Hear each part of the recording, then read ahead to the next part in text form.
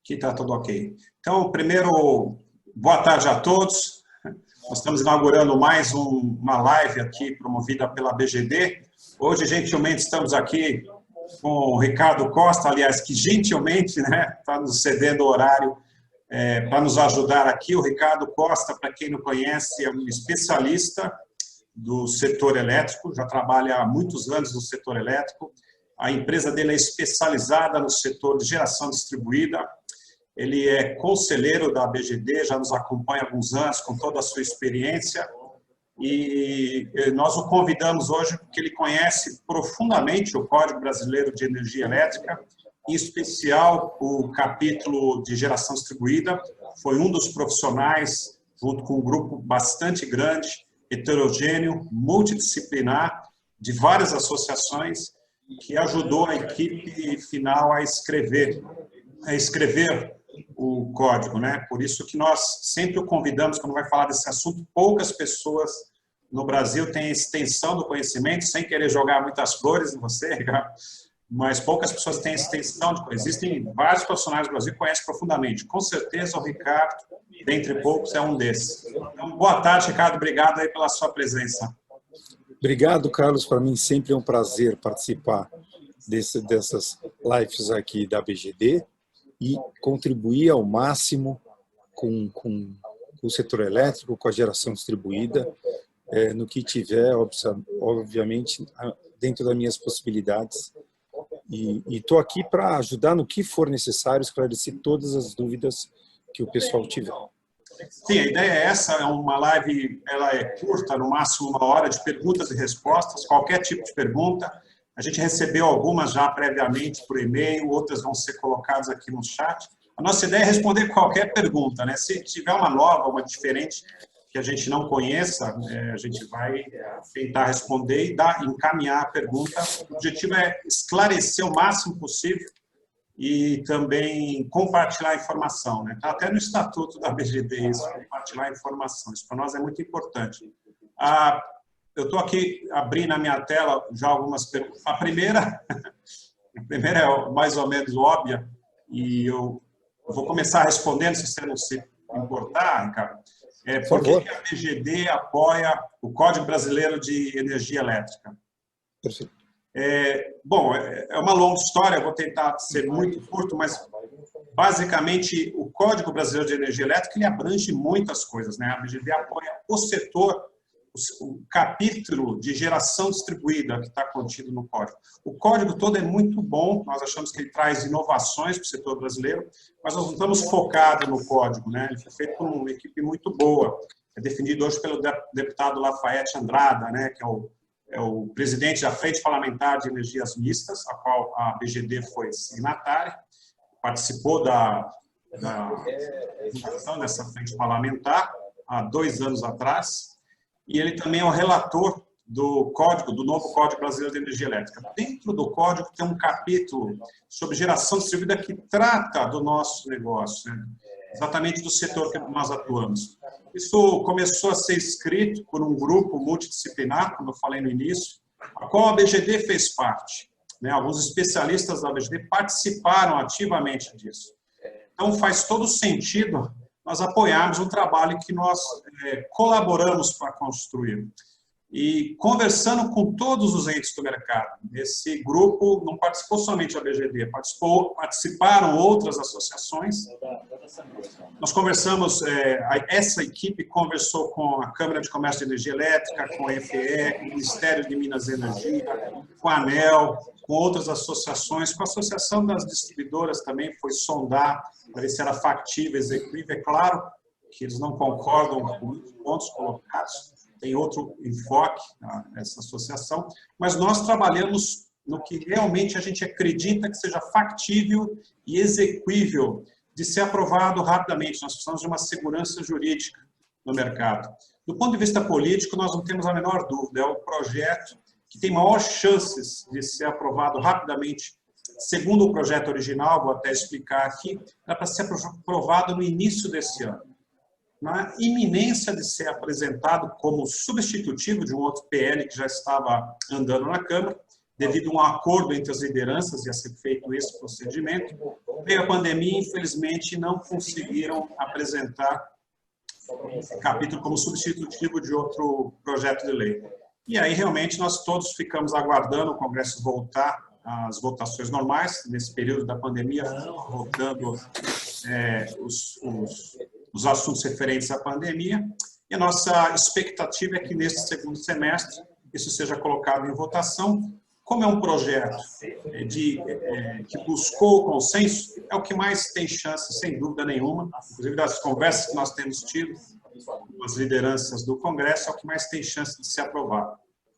Existem alguns outros projetos melhores, que são mais favoráveis ou piores. Existem mais de 40 PLs rodando na Câmara dos Deputados, alguns favoráveis, outros terrivelmente ruins para o nosso setor.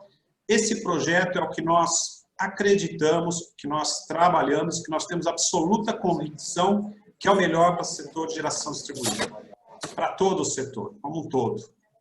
Então, eu espero que tenha respondido, senão a gente pode voltar nesse assunto de novo. Aqui, essa pergunta acho que é para você, Ricardo. Por que foi proposto um novo subsídio na CDE? Essa é uma boa questão. Na realidade, complementando a fala do Carlos, o Código Brasileiro de Energia Elétrica, ele teve como objetivo principal organizar o setor elétrico na parte regulatória. Eu não sei se todo mundo sabe, mas o setor elétrico, se a gente considerar as leis a partir de 1937, são mais de 247 leis. Né?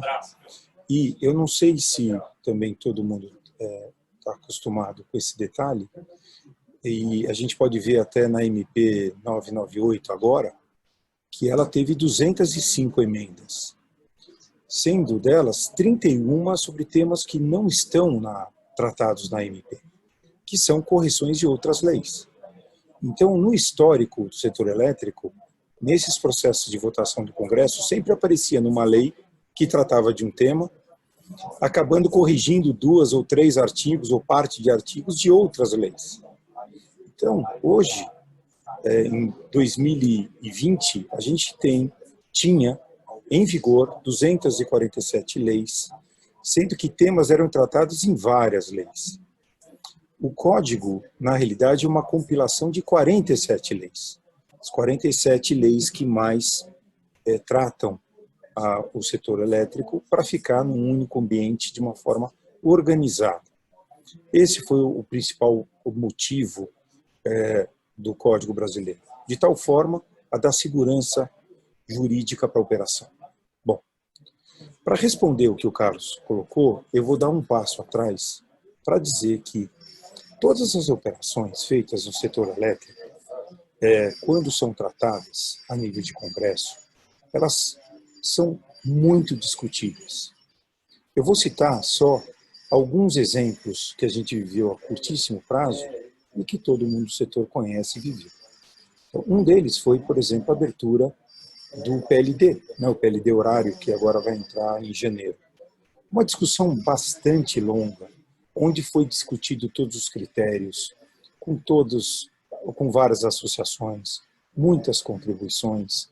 Isso foi definido, criou-se um texto base, foi criados testes, isso está sendo discutido há no mínimo 6 anos, ficou em teste 1 ano, foi prorrogado por mais 1 ano o teste e agora, em janeiro de 2021, passa a ser contabilizado com isso. O que eu estou querendo dizer, e vou pegar um outro exemplo também, que nós estamos vivendo há mais de 8 anos, aquele problema do GSF, que todo mundo sabe, que impactava o setor elétrico em 9 bilhões. E um tema bastante complexo, que envolvia, vamos dizer assim, entendimentos diferentes e que afetava diferentemente associações. Né? Esse assunto também foi muito discutido. E vocês sabem que foi aprovado no Congresso agora. Na votação, tanto na Câmara dos Deputados quanto no Senado, praticamente uma votação simbólica. Por quê? Porque o texto já vinha sido discutido e alinhado durante muitos anos. E o Congresso só validou o que havia sido discutido. Esse exemplo que eu estou dando, ele foi repetido em vários temas do setor elétrico. Por quê? Todo mundo sabe que os investimentos no setor elétrico brasileiro são na ordem de 100 bilhões anos. E mais ainda, o setor elétrico é a espinha vertebral do Brasil, do sistema, de toda a base econômica do país.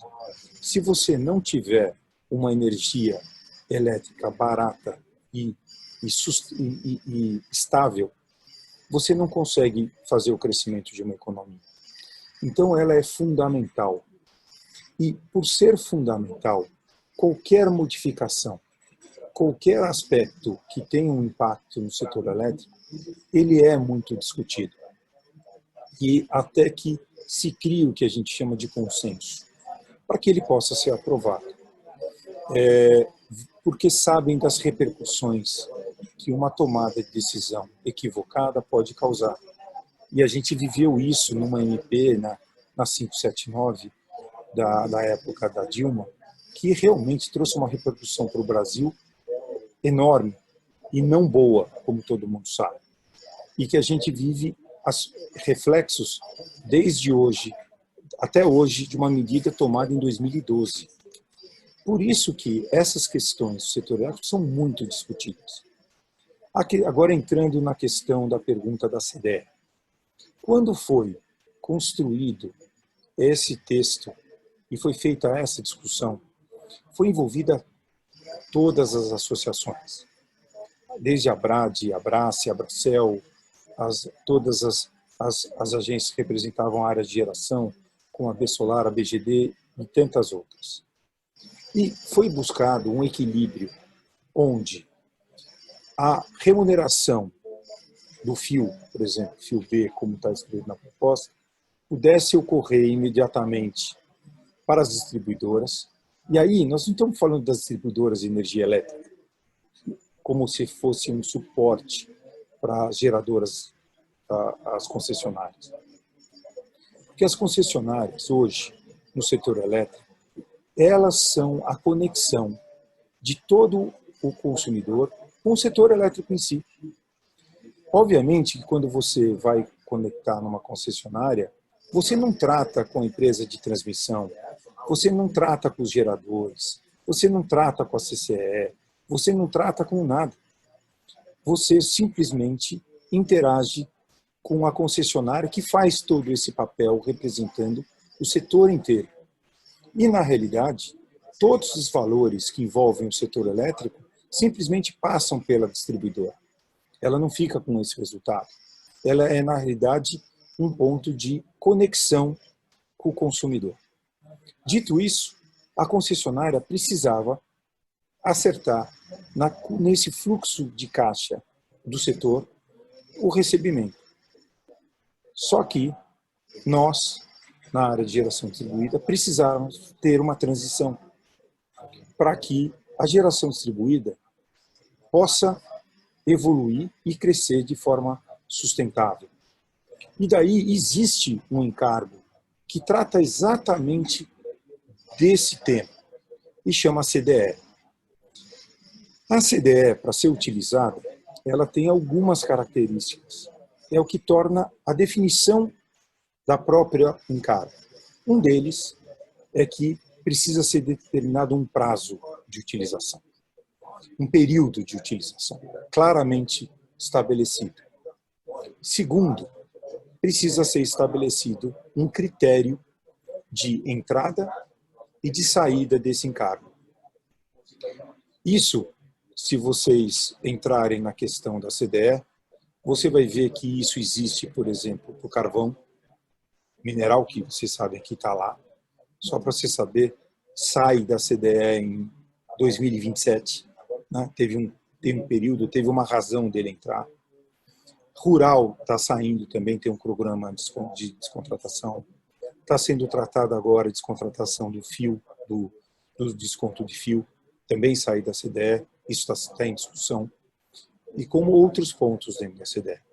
A CDE, então, ela tem como objetivo criar esse fundo para que permita existir transições dentro de processo e que o impacto operacional no setor elétrico seja reduzido.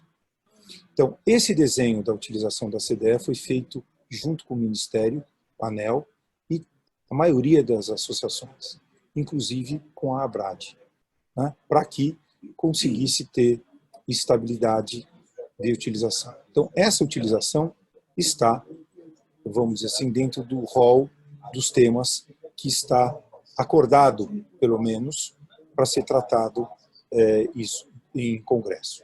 Espero ter esclarecido a pergunta. Desculpa ter ido tão longe, mas é para ficar claro a razão. Mais longa, né? Completa, natural. Obrigado, Ricardo. A outra aqui, pela ordem, estou recebendo várias. Todos os PLs do setor são bons? Não são todos. É claro que existem diferentes visões, diversos PLs que foram apresentados. Existem PLs extremamente prejudiciais para o nosso setor. Um deles foi traduzido na emenda 160, da medida provisória 998. Nós vamos comentar os PLs, vamos falar especificamente desse que nós estamos acreditando, nós apoiamos. Esse PL traz várias vantagens. Primeiro que ele preserva o direito adquirido, tanto do consumidor quanto do investidor. Isso é fundamental para o nosso setor, que os empresários que investiram tenham reconhecido esse investimento, correram riscos, criaram empregos, e que isso seja preservado com as novas regras, sejam elas quais foram.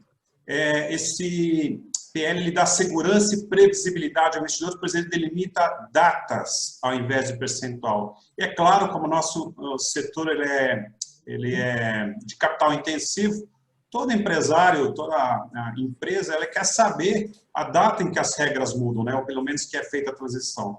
Claro, existem vantagens de data e percentual? Existem, sim. Talvez um misto dos dois seja uma coisa mais completa, mas sem dúvida o que traz mais estabilidade, porque nós sabemos exatamente a data de transição, é o que é previsto por data, bem melhor do que percentual, porque ele prevê a data exata em que as regras vão mudar.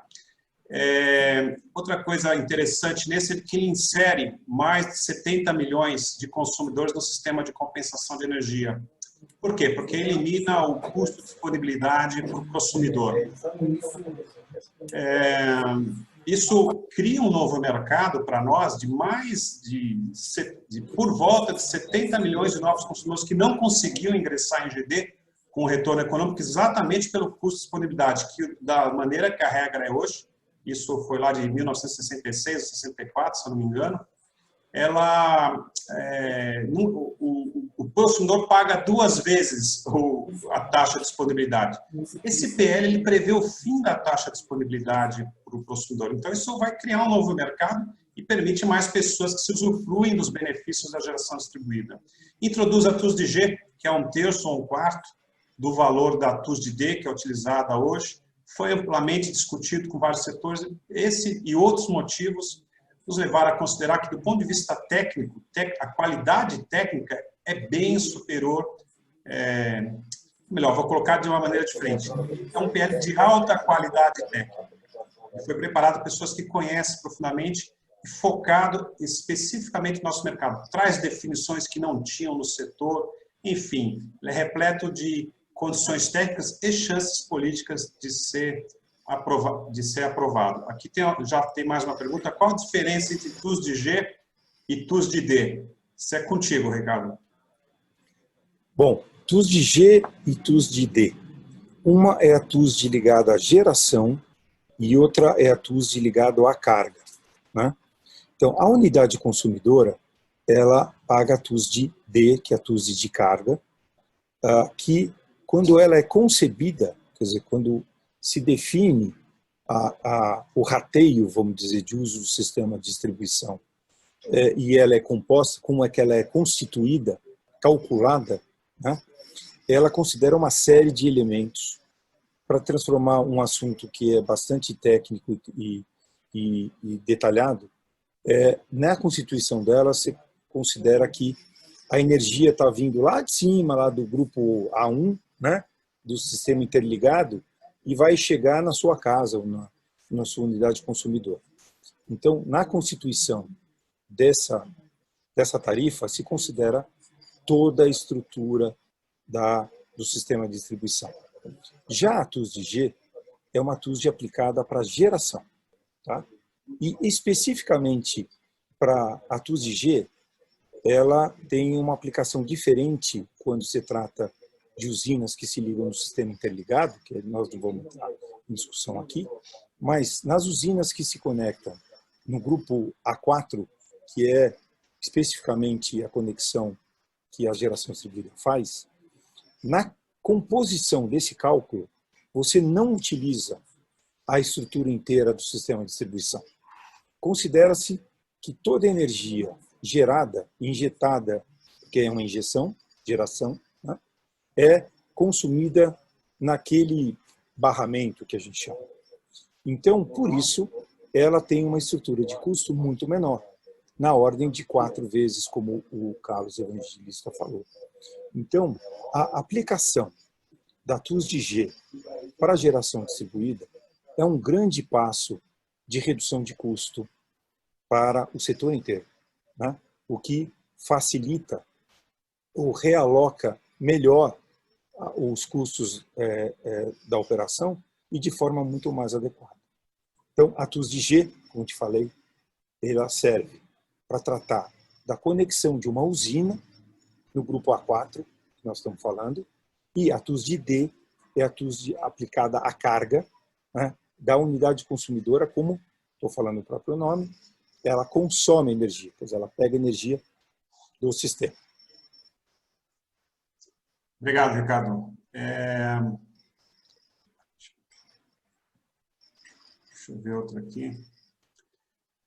Vai ser votado este ano o PL? Olha, toda a nossa expectativa, o nosso trabalho é que isso seja votado esse ano, sim.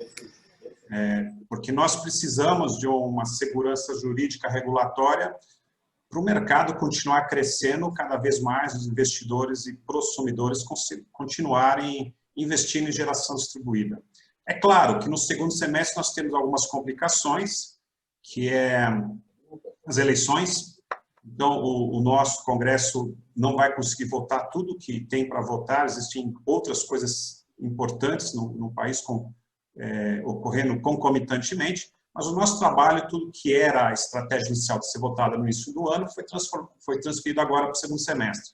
Nós vamos, da maneira que nós podemos, tentar influenciar, é evidente que não depende de nós, isso é uma coisa da Câmara e do Senado, vamos tentar que isso seja colocado em votação o mais rápido possível, isso nos interessa. Concomitantemente a isso, continua ocorrendo o processo de revisão na ANEEL.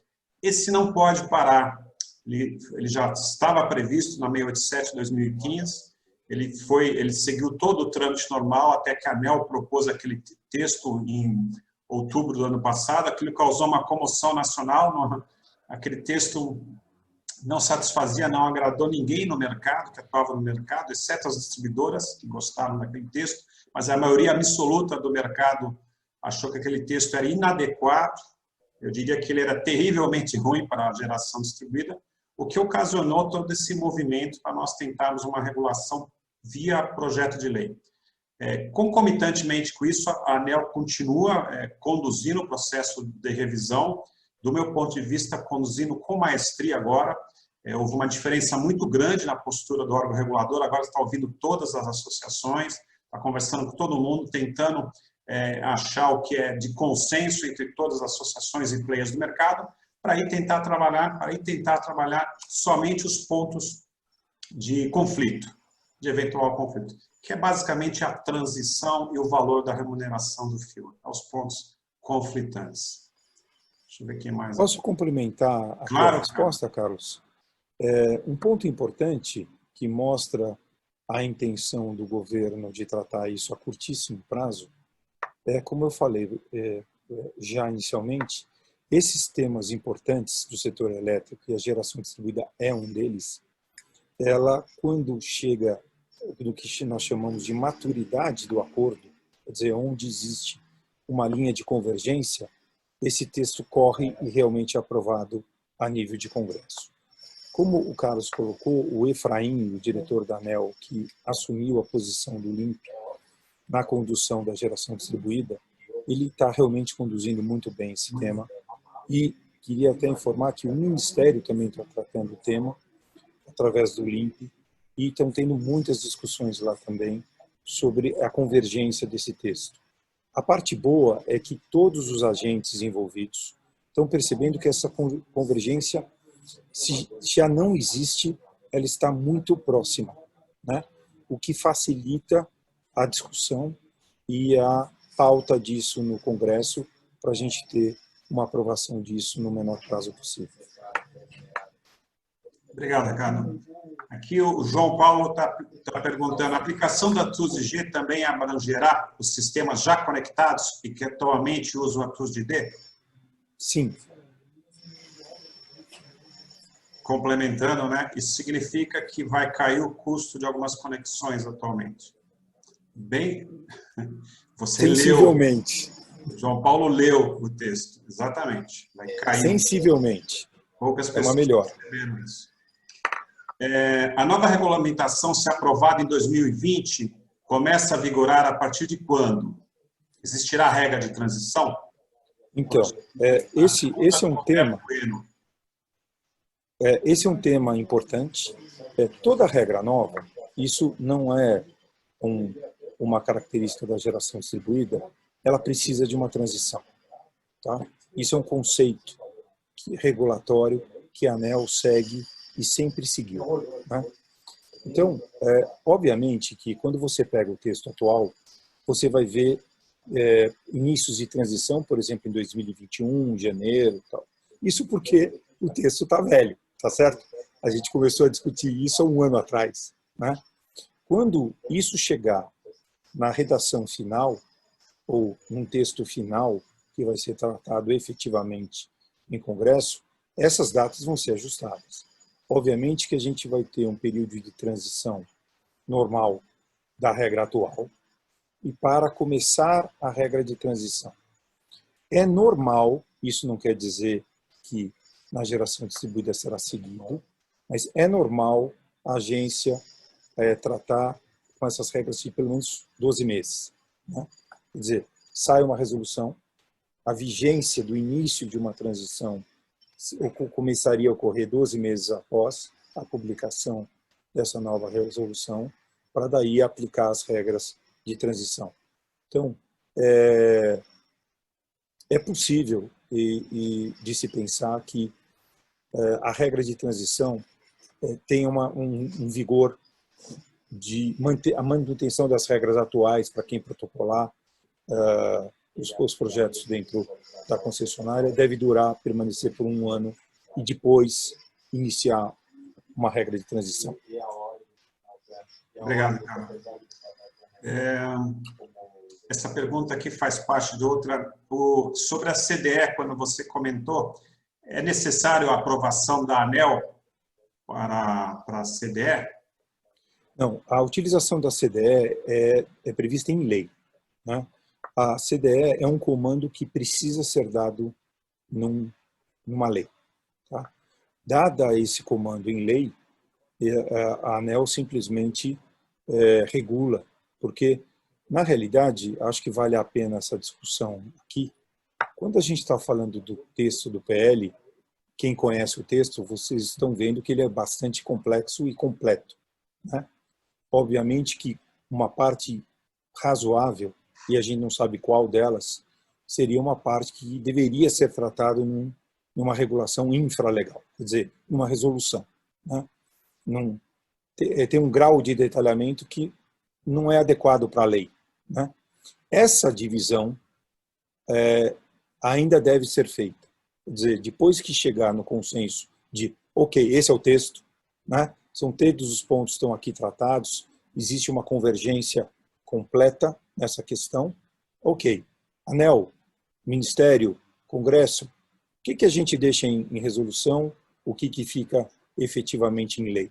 Em lei, efetivamente, tem que ficar os comandos principais que dão segurança jurídica para geração distribuída, né?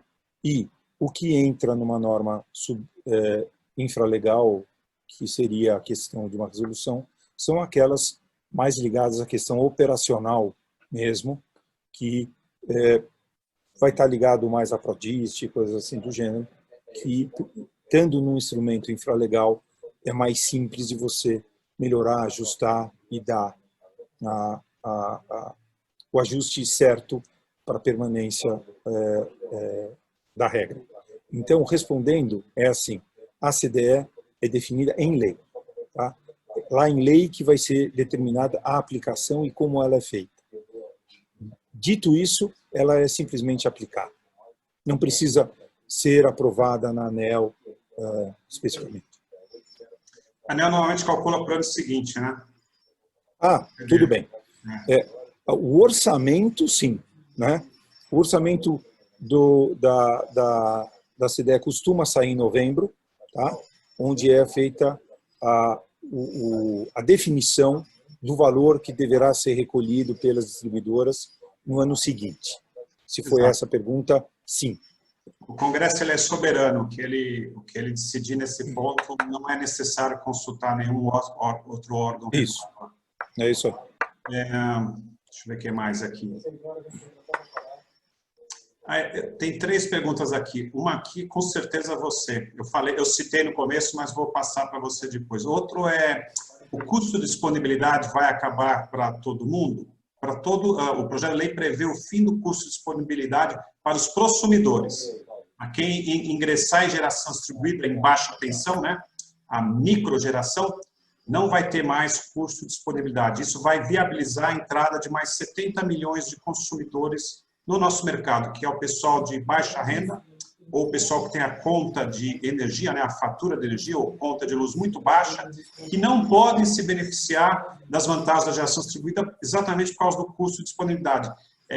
Financeiramente fica praticamente inviável, porque ele paga o custo de disponibilidade 2 vezes, não compensa para ele, vai colocar alguns módulos solares fotovoltaicos, vai demorar anos para se pagar, em alguns casos nunca. Com esse novo PL, todo esse pessoal também vai conseguir economicamente, se fizer um financiamento, por exemplo, a mensalidade do financiamento dele vai ser menor do que a quantidade de energia que ele vai economizar. Isso aí viabiliza a entrada do pessoal de baixa renda e pouco consumo no mercado de compensação de energia elétrica, geração distribuída. A próxima... Posso tratar, antes de entrar, essa questão de disponibilidade é uma coisa super interessante, até tinha que estudar muito na questão lá do código e tal. Não sei se todo mundo sabe, mas a disponibilidade é algo que foi criado em 75. Na realidade, através de uma... Oi? Eu achei que fosse 63. Não. Na realidade, é uma portaria do Ministério de Minas e Energia. Para quem tiver curiosidade, é a 378. Ela foi criada em 1975. Na realidade, é interessante porque no artigo 26 dessa portaria, só para você saber, essa portaria é igual a 414, que foi criada em 75. Né? Quer dizer, a nossa regra básica de consumidor. Né? Foi criado. E lá estava dizendo assim, olha, o consumo mínimo tem que ser monômico 30 kW, bifásico, quer dizer, monofásico 30, bifásico 50, trifásico 100. Você sabe que todo mundo quis descobrir por que é 30, 50 e 100. Né? O cara que bolou isso deve ter morrido, porque ninguém sabe. Não tem base para isso. Né? Isso foi adotado em 1975. A primeira tratativa que teve sobre a disponibilidade ocorreu na resolução normativa na 456, se todo mundo lembra, aquela de 2000, famosa 456. Né? E no artigo 48 dessa resolução, foi a primeira vez que apareceu que o consumo mínimo faturável. Então, antes que era só um consumo mínimo, Em 2020 passou a ser consumo mínimo faturável e apareceu a disponibilidade como a gente conhece, né? E ela continuou na 414, como vocês sabem, está lá no artigo, acho que 98, se me falha a memória, e trata da questão da disponibilidade. A questão da disponibilidade, e isso sim que foi muito discutido na elaboração dessa minuta da geração distribuída, é que a compensação de energia, né, quer dizer, a energia que você utiliza e compensa, tá, não estava sendo, não tinha uma normativa dizendo, olha, mas a energia é minha, eu estou utilizando o sistema. Não é que eu estou usando zero, eu estou usando a energia minha, tá, compensada. Né? Então, não caberia não considerar ela no efeito do cálculo da disponibilidade. Por quê? Se eu compensar 100 kWh, por exemplo, de uma energia que eu gerei, eu não tenho que pagar a disponibilidade, porque estamos usando. Então, eu estou tendo consumo, tá certo? Ele não é o consumo da energia regulada, tá certo? Então, como isso não está claro no comando mesmo, porque, lembra, a disponibilidade foi criada em 75, não tinha nem anel, tá certo? E ela simplesmente manteve-se inalterada desde então. Né? Então, essa discussão é importante, por quê? Porque se ficasse essa regra da disponibilidade e não considerar a questão da energia compensada nesse abatimento, 70 milhões de unidades consumidoras, que são as residências, basicamente, se tornam inviáveis. Né? Com isso, todas as residências, que são os maiores consumidores nessa faixa que a gente está falando, passam a ter viabilidade, inclusive até os baixa renda, de poder entrar ou numa geração compartilhada, ou efetivamente colocar uma placa rooftop, quer dizer, no telhado, e poder viabilizar a implantação de uma geração distribuída.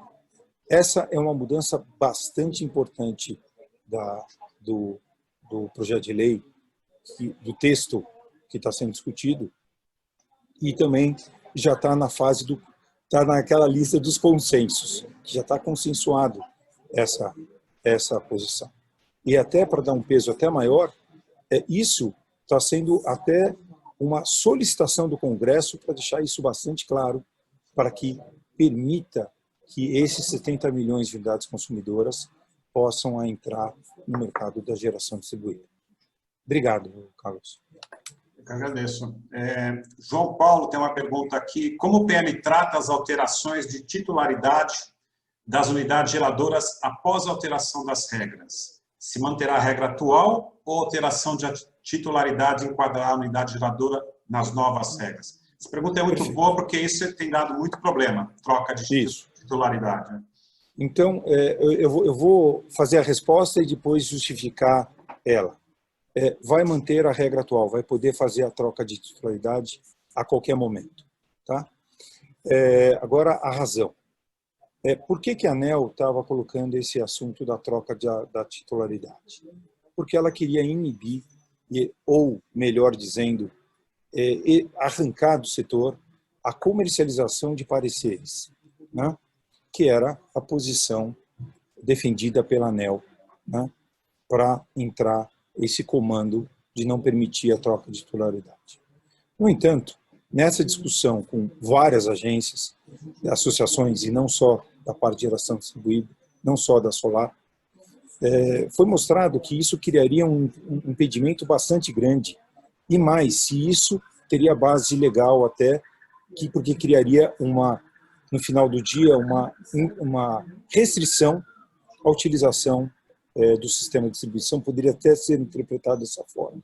Por quê? Se você coloca a geração distribuída e você loca, por exemplo, seu imóvel, né, você vai precisar trocar a titularidade, certo? Ou qualquer tipo de operação durante a vida útil dessa geração, ou mesmo até no processo de investimento durante a fase de desenvolvimento e desenvolvimento prévio do projeto por investidores, assim por diante. Nós elencamos dezenas de razões por que deveria ser mantido a questão da troca de titularidade, em detrimento desse problema mesmo que existia da questão da comercialização. A ANEEL entendeu isso, o Ministério entendeu isso, e esse também está um dos pontos pacíficos, na minha visão, né, do código. Muito bom. Essa aqui eu comentei um pouquinho, mas acho que vale a pena você entrar em mais detalhes, Ricardo. Por que a transição por data é melhor do que percentual de penetração? Primeiro, talvez a razão principal é que nós estamos querendo utilizar a CDE, né?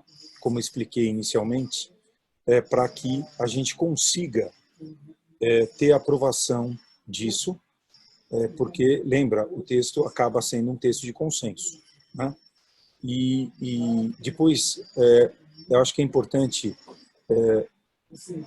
o setor da geração distribuída entender que o setor elétrico é um só, né? Ele é, eu não gosto de usar a palavra complexo, tá? Mas ele é uma integração de muitos elementos, não só de geração, transmissão, distribuição, parte de mercado regulado, livre, segurança sistêmica e muitos itens. Para uma pessoa que olha de fora, vê o setor elétrico como sendo bastante complexo.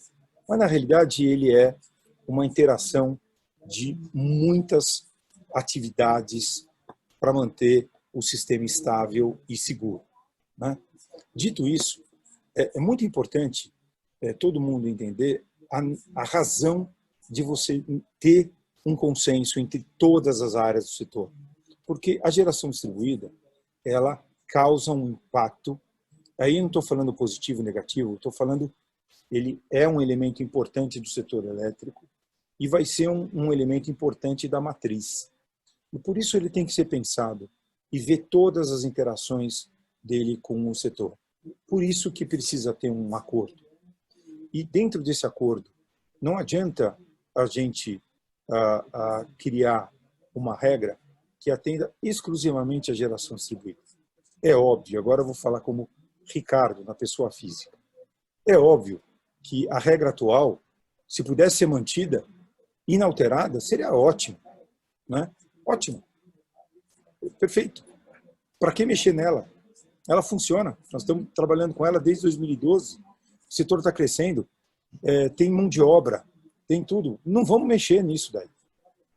Mas, para o setor elétrico, ela não funciona de forma adequada. Precisam fazer ajustes mesmo, tá? Para que o sistema fique equilibrado e para que a gente consiga ter um crescimento sustentável da geração distribuída, sem ter que voltar a discutir esse ponto daqui a pouco, né? Então, por isso que a gente precisa ter essa discussão. E dentro dessa discussão, a utilização da CDE acabou sendo um ponto muito importante da discussão, porque ele permite fazer a transição de tal forma que o impacto no setor elétrico propriamente dito seja mínimo, né? E permita a nossa transição de forma adequada para que a GD continue crescendo. Mas para utilizar a CDE, você precisa ter certos critérios. Um deles é data. Precisa ter começo, meio e fim. Precisa ter volumes definidos. Não dá para a gente adotar um critério que não é mensurável, como, por exemplo, o índice de penetração no sistema da geração da concessionária, né? Não dá, você não consegue ter elementos para você modelar isso. Apesar da gente, em simulações, ter uma razoável certeza que, por exemplo, índice de penetração de 15% a nível de Brasil, a gente não deve atingir nunca, né? Então, são elementos que dificultam a utilização, não só da CDE, que é algo que é importante dentro do sistema, como também você ter datas especificamente definidas que para o setor elétrico isso é fundamental. Todos os períodos de transição aplicados no setor elétrico, não para geração distribuída somente, mas para tudo, tem datas muito claramente definidas para que o sistema consiga se programar de forma adequada. Por quê? Como eu falei, é um sistema que envolve muitas áreas. Transmissão, distribuição, geração, e que são elementos que são programados ou planejados para 10 anos e com comandos de contratação com prazos muito antecipados. Por exemplo, a gente compra energia com A-5, A-6 e mais, e também contrata a linha de transmissão também. Então, você precisa ter datas definidas para que o sistema elétrico inteiro consiga se planejar de forma adequada.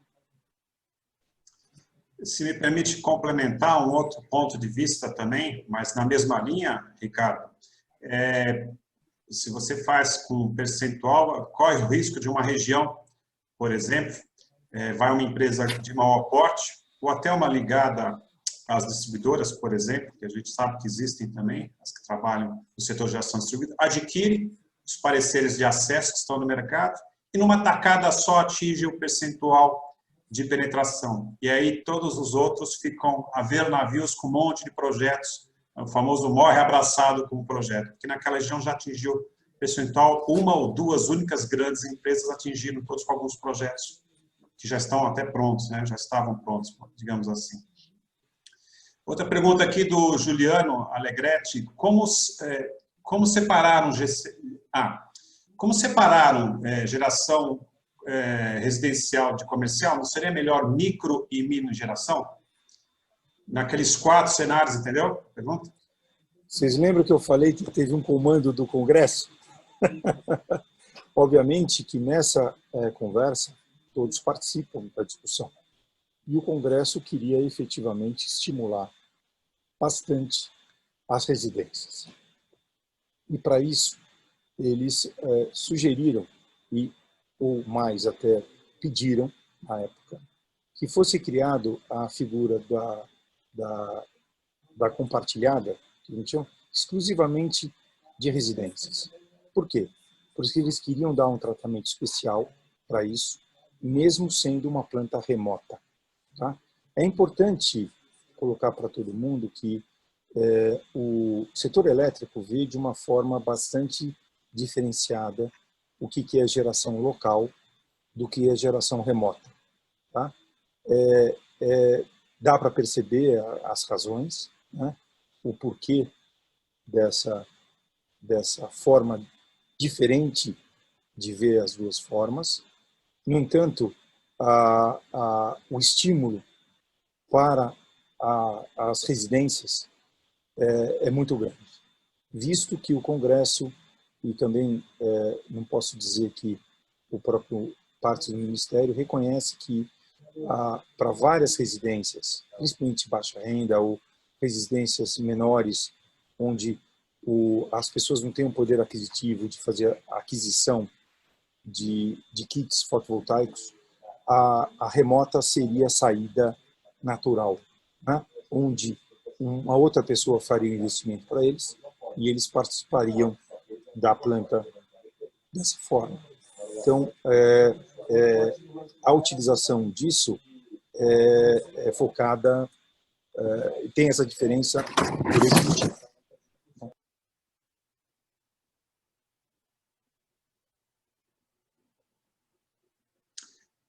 Teu microfone está desligado. Voltou agora. Passar para a pergunta seguinte. Obrigado, Pedro.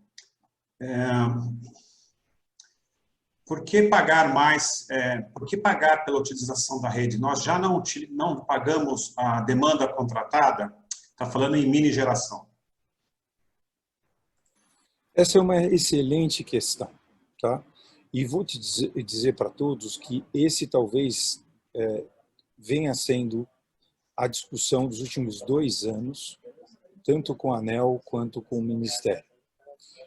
Tem um ponto que é bastante importante todo mundo poder acompanhar, que é o seguinte: a ANEEL, como agência reguladora, ela segue instruções de lei, né? Comandos legais, né?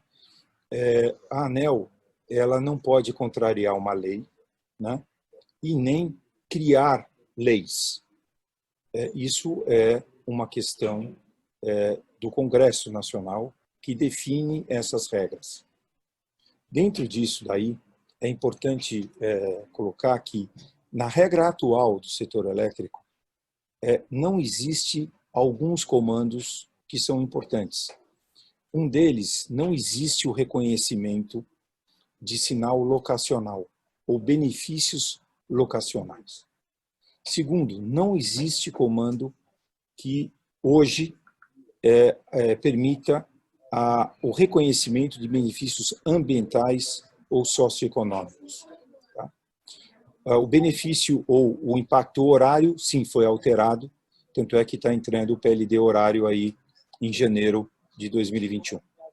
No entanto, esses três elementos estão sendo discutidos intensamente e farão parte da modernização do setor elétrico, que é o reconhecimento desses três elementos. No entanto,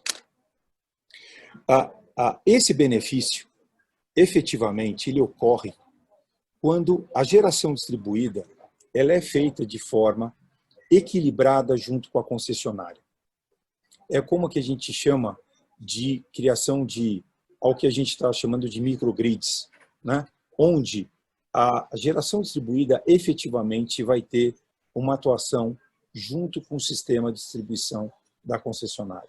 Esse efeito daí é indiscutível e é percebível. E é não digo que é fácil o cálculo, mas é perceptível.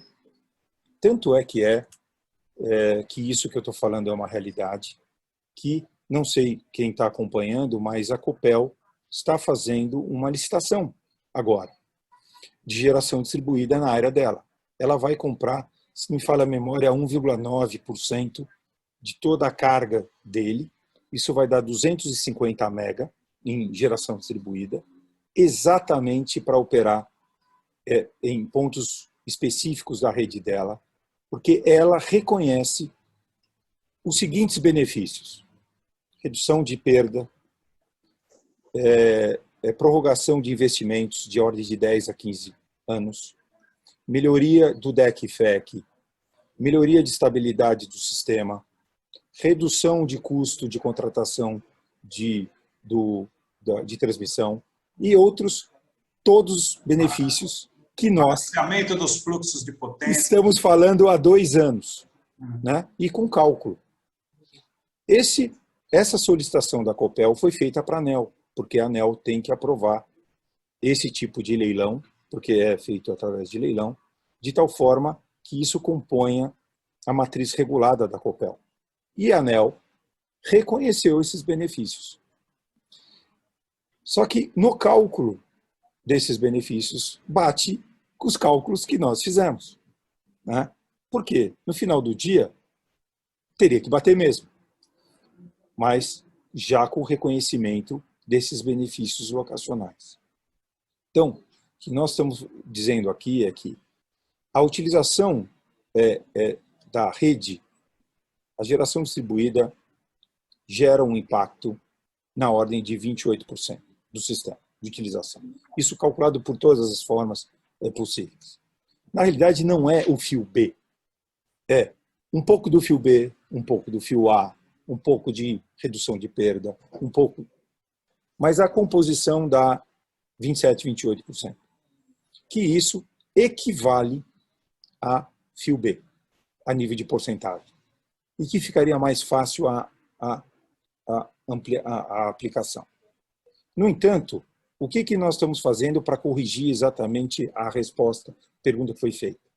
Nós pagamos TUS de carga na remota. Você está certo. Carga. Mas nós não pagamos já? Precisa ser corrigido. Essa vai pagar TUS de G, que vai reduzir 4 vezes. E o que você vai utilizar na carga, você vai pagar uma parcela que pelo menos é esse o consenso que estamos tentando trabalhar e acho que está bastante próximo disso, já pagar pelo menos o que a gente chama de fio B no final dos tempos, porque realmente considera todos os efeitos positivos da utilização do sistema e elimina 72% do custo do sistema, que são efetivamente esses benefícios que a gente traz. Então, no final do dia, se todo mundo fizer a continha, vai ver que o que a gente vai deixar de pagar na geração de conexão de carga, na demanda da remota, vis-à-vis o que a gente vai pagar pela utilização do sistema do fio B, dá muito próximo uma coisa da outra. Tem até cenários que, dependendo do tipo de conexão, é um benefício, quer dizer, reduz o custo. Em outros é um pouquinho mais, mas na média é equivalente. Aqui a última pergunta, ela até é uma continuação dessa, talvez seja até o mesmo. Por que não foi proposto, né? Por que não propusemos 0%, já que geração distribuída traz benefícios para o sistema? Acho que está implícito em várias respostas que você deu, mas se quiser condensar. Mas eu acho que esse ponto é bastante importante.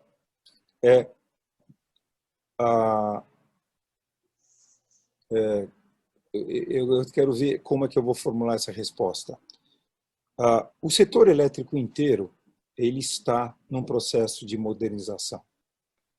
Todos os itens ou vários elementos do setor elétrico estão em discussão. Desde a utilização de transmissão, distribuição, como contratar geração, o que é energias renováveis, geração distribuída, absolutamente tudo e nos mínimos detalhes. E tudo busca alguns princípios. Princípio número 1, vamos melhorar a eficiência do setor elétrico. Geração distribuída está contribuindo com isso. Segundo elemento, vamos reduzir a conta de todo mundo. Quer dizer, vamos tentar ter um sistema elétrico eficiente, porque um sistema elétrico eficiente é uma conta de energia menor para todos. Importante todo mundo saber que o setor elétrico inteiro é uma conta que soma zero, tá? Na realidade, as tarifas, elas são feitas para gerar recursos para cobrir um custo do sistema como um todo, né? Esse custo do sistema elétrico não vou dizer que é completamente fixo, não é, mas ele tem uma componente fixa bastante importante. E as tarifas são feitas para você criar uma forma de rateio desses custos, para pagar o setor elétrico. E uma das questões super importantes, e está sendo bastante discutido, e eu não sei quem acompanhou a discussão da conta Covid, e eu ajudei bastante, né, nesse processo, até já com o pessoal do Ministério, a questão é como ratear isso? Quer dizer, qual é o impacto? Essa questão do rateio dos custos do setor elétrico é fundamental. Todo mundo tem que pagar o que ele efetivamente utiliza, né? De tal forma a não onerar grupos diferentes do que ele efetivamente utiliza. E a geração distribuída está entrando exatamente nesse contexto, tá? Quanto efetivamente a geração distribuída utiliza do sistema. É alternativa a 5? Óbvio que não é. Isso, acredita, a ANEEL também reconhece, tá? Mas qual é que é? É zero? Não, não é zero. A gente utiliza o sistema, alguma coisa dele. A gente traz benefícios? Traz mesmo. Mas quanto a gente traz de benefício? Quanto custa na utilização do sistema? Queria deixar claro que isso é possível ser calculado, né? Não é fácil o cálculo, mas é possível. E necessita de simulações e sistemas que você fala assim, quanto eu estou efetivamente utilizando. Volto a lembrar esse caso da Copel, analisado pela ANEEL, porque está sendo feito agora, né? Por exemplo, essa análise da ANEEL é de um mês atrás, né? Essa solicitação da Copel é de um pouquinho mais do que um mês, né? e a avaliação da Copel dos detalhes é feito, não tem 15, 20 dias, né? Que é o reconhecimento tácito de uma distribuidora em níveis atuais, exatamente dos cálculos desse benefício na rede dela, né? Antes, nessa discussão de 2 anos, só para quem estava acompanhando, a gente estava usando modelos teóricos, concessionárias hipotéticas, para tentar chegar nesse número. Pela primeira vez, a gente tem uma concessionária dizendo, olha, isso é bom para mim, e olha, está aqui os cálculos na minha rede. Olha, é 28% mesmo, tá? Olha, eu tenho esses benefícios aqui. Desculpa, a Copel não fala 28%, tá? Mas ela fala, eu reconheço esses benefícios aqui. E a ANEEL fala assim, olha, eu também reconheci eles na sua rede. Se você pega esse modelo e começa a fazer os cálculos, você chega de novo nos cálculos que a gente fez. Então, a remuneração adequada, tá? Seguindo uma distribuição correta da divisão do sistema, é pagar fio B, não pagar a conexão de carga da geração por carga, por geração por quilos de G. Então, tem um efeito de redução de custo e tem um efeito de ampliação de custo. Vocês vão ver que o efeito, volto a dizer, para a remota, tá? Principalmente, esse efeito praticamente neutraliza um ao outro, tá? Que seria como alternativa zero de hoje. Não é a alternativa zero de hoje. Um pouquinho mais, mas também não é nem a alternativa 1. E é um valor adequado e alocado de forma consistente para cada um dos integrantes do sistema elétrico.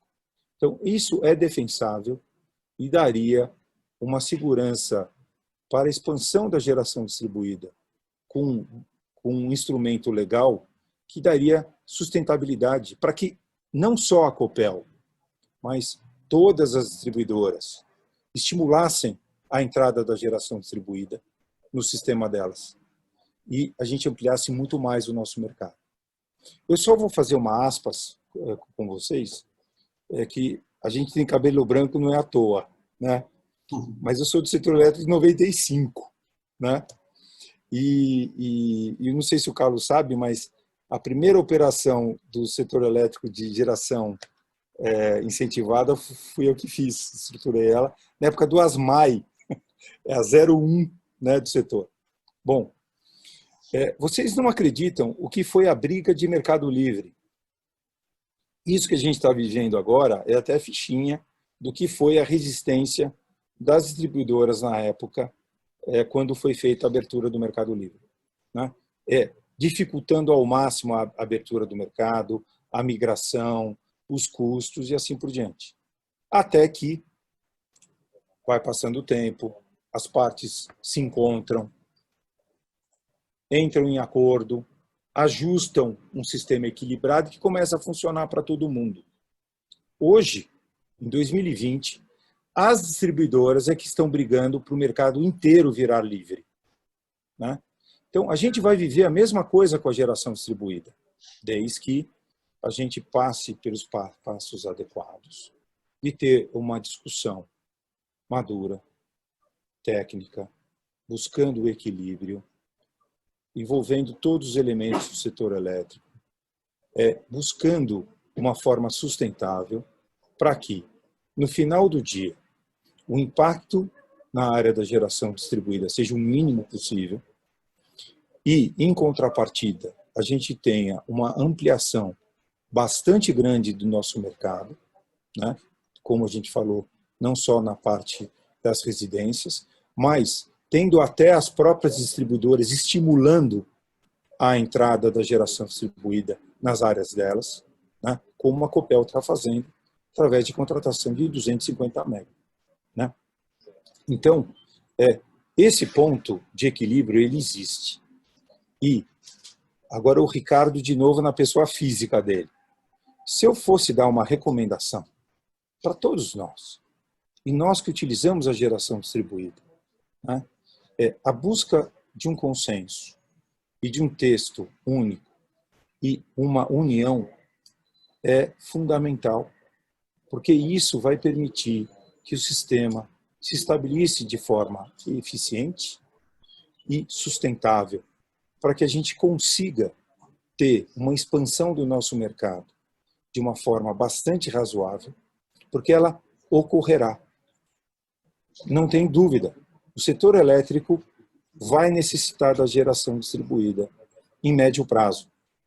Só que, se nós soubermos negociar, adequar, buscar o equilíbrio disso, a gente vai poder antecipar isso em muito e ampliar o nosso mercado em muito.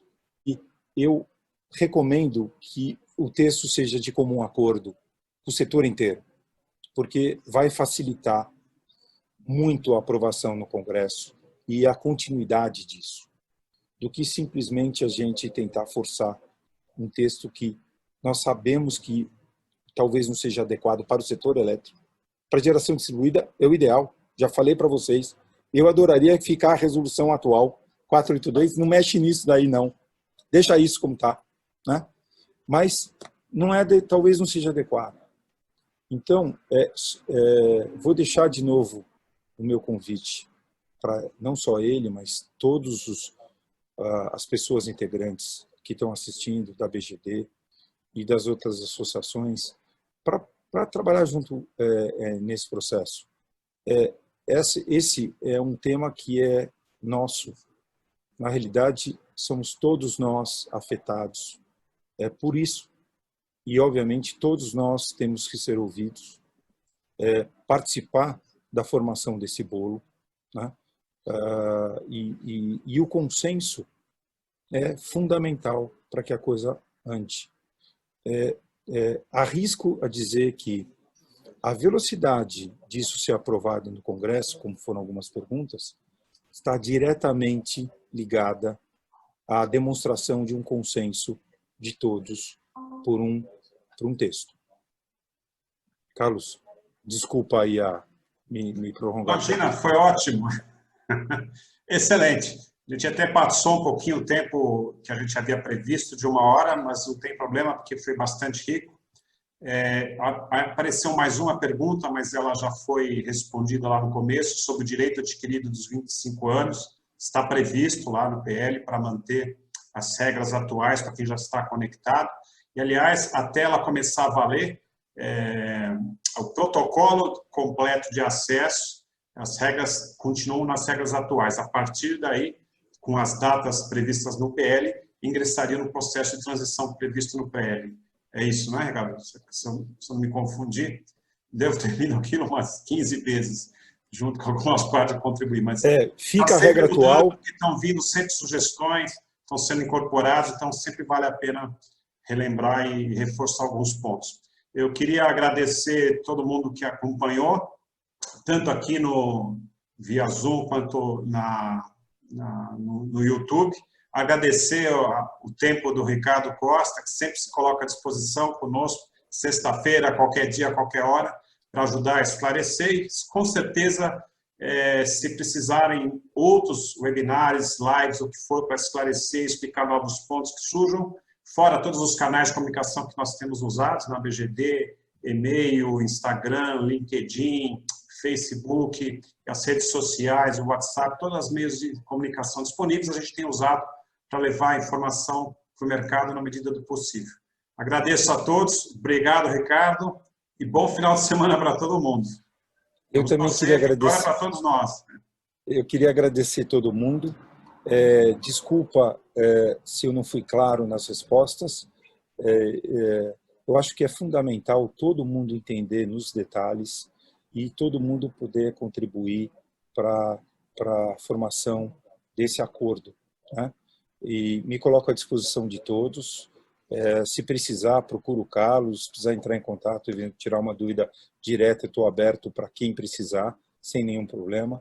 E queria dizer que esse é um trabalho feito por muitas pessoas, estão muitas pessoas envolvidas nisso, pensando diuturnamente o setor elétrico e essa transição da geração distribuída.